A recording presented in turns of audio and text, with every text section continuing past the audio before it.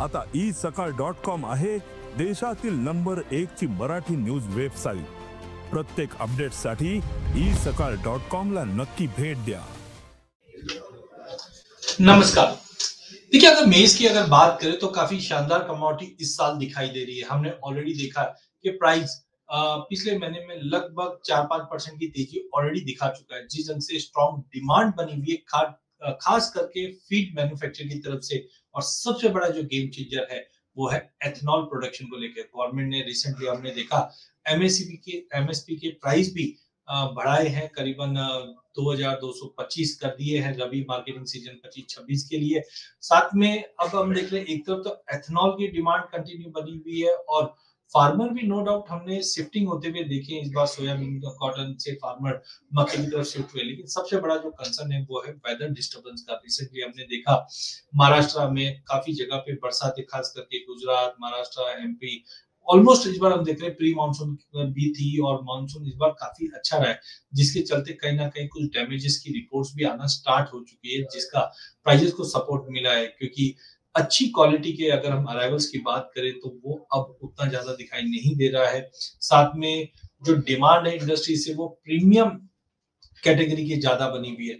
Sowing की अगर बात करें, अब तक सोइंग के जो आंकड़े आ रहे हैं वहां पे पता चल रहा है कि करीबन 15% YOY सोइंग में हमने इंप्रूवमेंट देखा है. करीबन 71 लाख हेक्टर के आसपास, उससे ज्यादा ही हुआ है बट 71 लाख हेक्टर के आसपास की हमने सोइंग अब तक आती हुई दिखी. इंडिया के अगर प्रोडक्शन की बात करें तो यहाँ पे करीबन 42.28 मिलियन टन्स के आसपास रहना चाहिए. डिस्पाइट के हम डोमेस्टिक रिकॉर्ड आउटपुट हम देखेंगे, लेकिन उसके बावजूद अगर आप देखेंगे तो हमारा जो इंपोर्ट है वो करीबन 9.7 लाख टन के आसपास दिखा रहा है, जो लगभग 6 टाइम है लास्ट ईयर के मुकाबले. ये दर्शाता है कि इंडिया में डिमांड किस तरीके से बढ़ते हुए दिखाई दी है. मंडी में जो अराइवल है जुलाई मंथ में, वहां पे भी हमने एक मोर देन 25% का एक जंप आते हुए देखा है.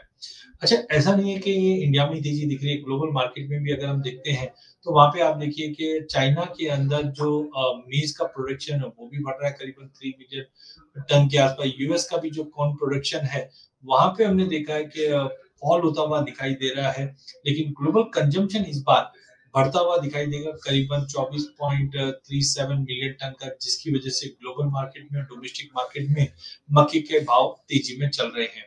हाँ, सबसे इंपॉर्टेंट ट्रिगर है वो है एथेनॉल सेक्टर. चाहे हम इंडिया के एथेनॉल सेक्टर की बात करें या ग्लोबल मार्केट की, इंडिया के भी एथेनॉल सेक्टर की अगर बात करें तो इंडस्ट्रियल डिमांड है वो करीबन 8 लाख टन के आसपास बढ़ते हुए दिखाई दे रही है, करीबन 128 लाख टन. काफी छोटे पीरियड में ये बनता हुआ दिखाई दिया है.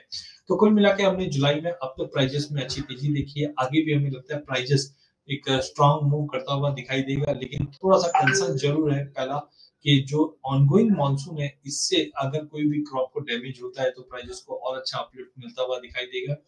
एक कंसर्न ये भी है क्योंकि सोयाबीन, कॉटन, इनके जो फार्मर है वो मेज पे शिफ्ट हो चुके हैं. एक्चुअल कितना सप्लाई रहेगी ये आने वाले दिनों में समझ में आएगा, लेकिन हाँ, एक चीज क्लियर है कि ग्लोबल मार्केट में जो सप्लाई है वो करीबन 1.276 बिलियन मैट्रिक टन का रहेगा, जो रिसेंटली इंटरनेशनल ग्रेन काउंसिल ने बताया है.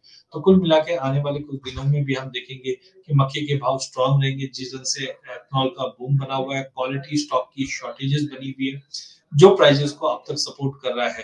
तो डायनामिकली अगर हम देखें तो डिमांड सप्लाई के अंदर इस वक्त डिमांड ज्यादा जीतता हुआ दिखाई दे रहा है, और अगला महीना भर भी अगर हम देखें तो मक्के में एक तेजी का रुख कायम रहता हुआ दिखेगा.